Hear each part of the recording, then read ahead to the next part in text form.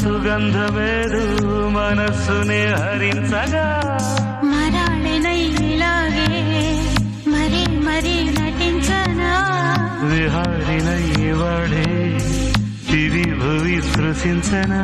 గ్రహములు పాడిన పల్లవికి జాబిలి ఊగెనులే కొమ్మను